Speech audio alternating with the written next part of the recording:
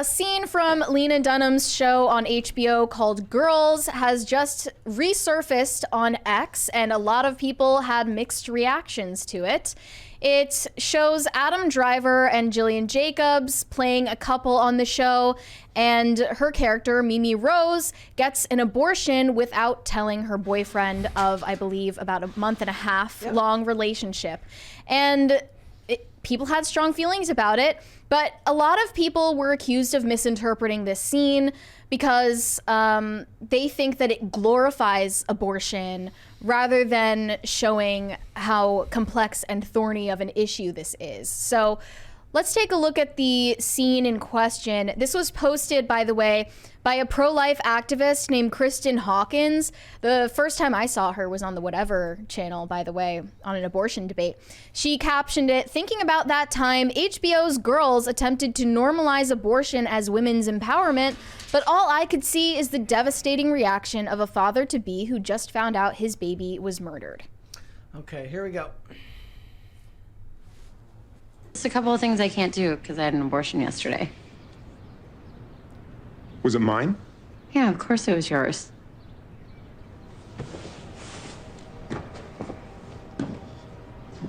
I didn't want to talk about it beforehand. I just wanted to do it. But I haven't shared with boyfriends in the past. I'm trying to be more open with you.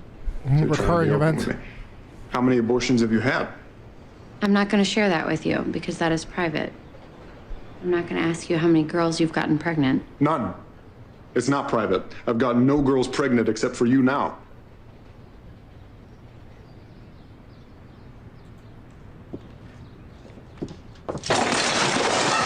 Just a couple of things I can't do because I had an abortion yesterday. Yeah. What a nonchalant way to say that. Yeah.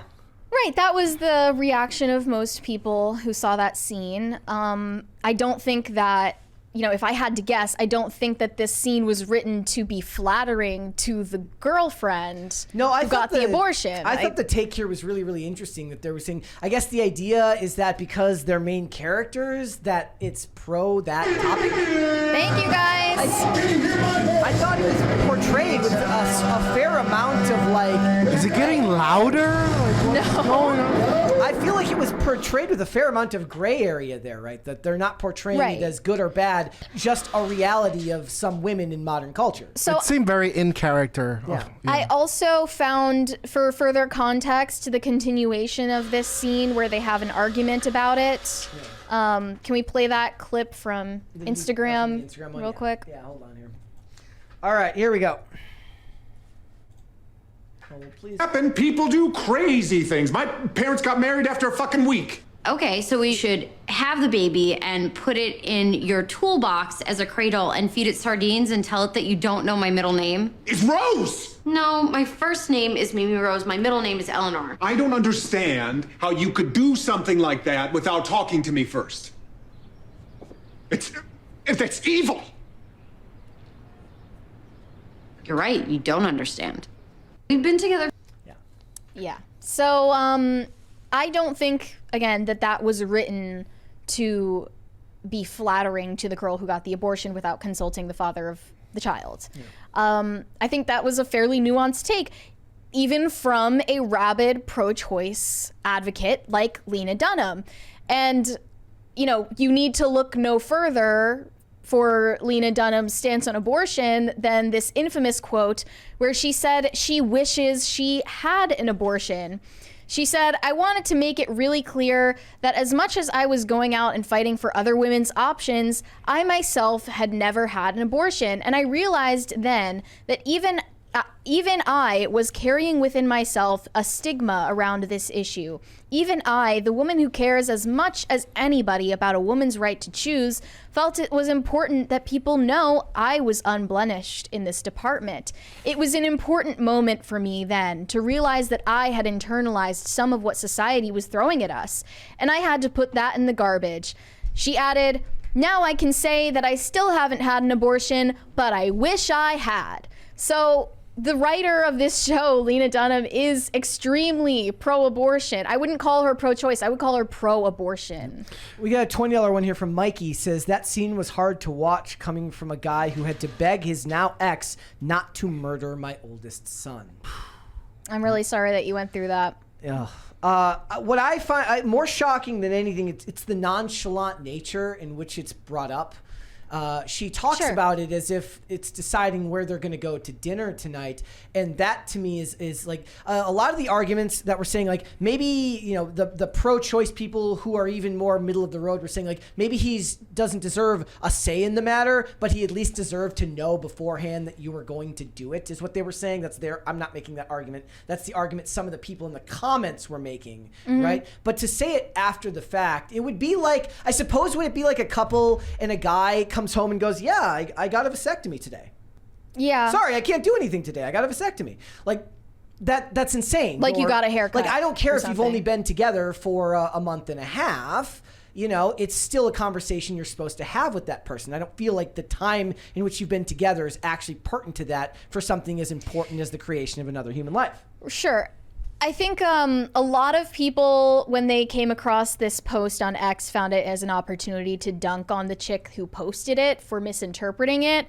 Someone said this is an extremely shallow, naive, and ungenerous reading of what is, despite popular perception, a complex and interesting show. And other people were saying this is just proof that conservatives don't have an artistic bone in their body. They only see in black and white. They never appreciate the nuances in these stories, and that's why they're incapable of writing shows like this. You know, the tribal don't have access to nuance on both sides. Yeah. Like it's definitely not a left or right thing. Yeah. I think that's a fair fair thing to point out, right? But I mean, I would think of Lena Dunham as one of the most extremist pro-abortion activists out there. Dude, yet she was capable of putting this to air. I think this is one of the most important quotes in modernity, because I think this was one of the first times where insane, progressive, nonchalant phrase that should be taken seriously was taken seriously. I think this was like the first time in like the era of like these people get forgiven, nay, encouraged for everything. Be like, that was gross. Like point blank, like, no. A lot of people also were calling girls unintentionally based.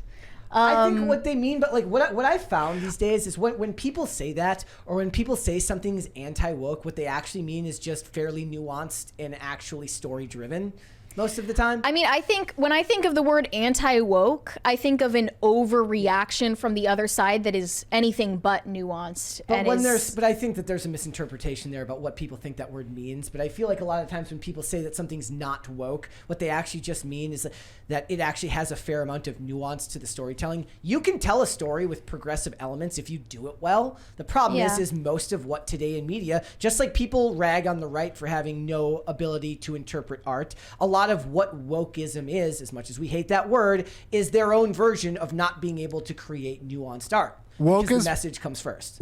My definition of woke is like weaponized progressivism or lofty ideals. And getting into the definition, I still hate when that's still a big topic for debate about how people define that word. But the point is, it's when the art is so message driven that it loses the plot on how to actually be detailed, nuanced, story driven art. If the characters here are not portrayed as black and white, if there are shades of gray and the ability to interpret each character's actions as that of an individual written by a person to have their own unique, succinct personality, that isn't necessarily bad art just because you disagree with the message that is being portrayed there. And especially in a clip that short, I don't understand how you can come to such a black and white conclusion. Yeah, I mean, as someone who is admittedly more temperamentally conservative, like I feel like even if I weren't raised with conservative values, I would have ended up at this point anyway. I see things in a more black and white fashion.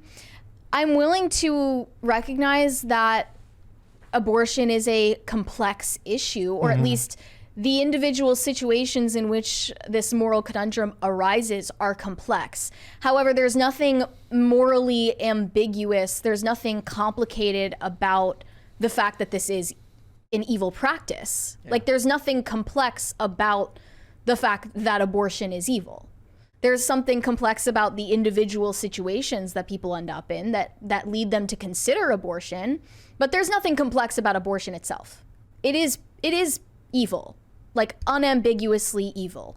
And I think that if the intention here was to make people think that abortion is this morally gray issue and you could do it the right way or the wrong way, like, I think that would be a bad takeaway from this scene. Yeah, I'm not saying the issue is gray. What I'm saying here is the presentation of the perspectives is gray because everybody's the hero in their own story. She does not think that she's wrong. He does not think that he's wrong. Yeah. And the director, the writer, allowing you to decide for yourself is important for a lot of people when it comes to art. You have your stance, which of course, like you said, is colored by your beliefs, which means that you interpret it one way. Somebody else who grows up in a different household with different values would interpret it another way. When you start making that decision for the viewer, that's when the art slowly drifts into that territory of edutainment and telling you what to believe rather than letting you decide for yourself. The question is, are we as a society smart enough to make these interpretations on our own without being force-fed these beliefs? My perspective, to like wrap all this up, is that I've always found it fascinating because it is like a complex and dirty subject, right? I've always found it fascinating that there's like a subset of people that, typically women, but now surprisingly more than ever men, that's like, this is my pet issue. The topic of abortion? Because I guess it makes sense the most for women because naturally they're in every step of the way, they're a part of it, like day, night, whatever. But I've never understood why, I think it's by nature of being a man, why it's like the issue. Like, you know how we talk about like single, what's it called? Single subject voters or something like that? Like single topic voters? Single issue voters. Single issue voters. I think out of all the single issues in history, the one that's most populated is this one. Think so? I think so. Maybe in the U.S. I totally see why it's not a politically expedient issue to be a single issue voter on. No, it's not. I completely see that it's not politically expedient to be staunchly pro-life. Yeah, but I still am. Yeah. I mean, even Trump has said we need to find a middle ground. Yeah, because he's a liberal. Yeah, exactly. So he always has been a liberal. It's like when he talks about religion, and I start laughing. I'm like, yes, of course. Like, what's your favorite Bible verse? He goes, all of them. I love them all. We got a $20 one here from Disco Jensen. Says, women kill babies in the womb to the tune of 73 million a year in the U.S., but cry genocide when a couple hundred get off thousands of miles away. Female hypocrisy at its height. Wait, what is the second thing referring to? What's going on in Palestine? Oh, yeah. Well, social media controls a lot of people's brains. I did love the one, the Babylon Bee meme the other day that said like, it says like, liberal woman complains about not being able to walk alone at night while simultaneously voting for shorter prison sentences or for prison reform and for indiscriminate immigration laws. Yep. I saw some interesting takes on this. One said, Girls is a good show and somewhat based, but only accidentally. Lena Dunham agrees with Britta's sociopathic attitude about abortion in this clip. She's not supposed to come off as unlikable. She just comes off as unlikable to normal people because normal people are normal. Yeah, Elite libs think that she comes off as completely reasonable. So I guess that with Girls, Lena Dunham was trying to make fun of her own ilk, but they didn't really get the joke. In fairness, the art is in both characters are human and realistically portrayed. Yeah.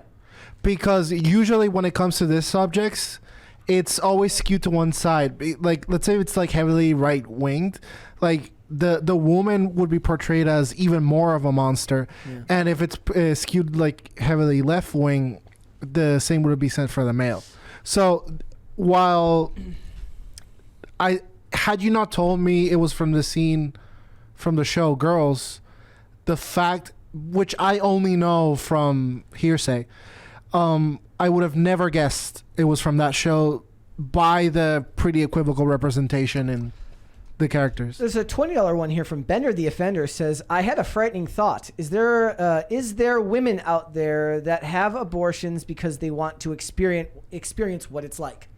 Well, if you ask Cosmopolitan, who is publishing articles about how to do a satanic abortion ritual ceremony, then they would say yes. Jesus. Yep. But hopefully that doesn't actually represent the mainstream view on it. I mean, most people just believe in limited abortion. I do love the this idea country. that the term based just becomes a synonymous with the idea of nuance. Like, can we get away with the idea that it's because that implies intent from the creator, that it's meant to be that way. I still think that there's some revisionism going around on About Barbie. Barbie, I yeah. really do. I do believe that there's this revisionist take that people have where they're looking deeply into Barbie to find something that isn't actually there. Now that's left up to interpretation, right? My interpretation of the film is based on the interviews with Greta Gerwig, where it doesn't seem like she has an extremely nuanced take on her movie, at least not one that she was able to explain in like a concise fashion during her interviews. But I do believe that It's so nuanced that she can't explain it, Brett. I love the idea of movies getting back to the idea of nuance. Schrodinger's Barbie. Yes, exactly. Thanks for watching. Listen to full episodes of Pop Culture Crisis on Spotify. Keep up with us on social media and make sure you subscribe and ring that bell so you never miss the show. Bye, guys.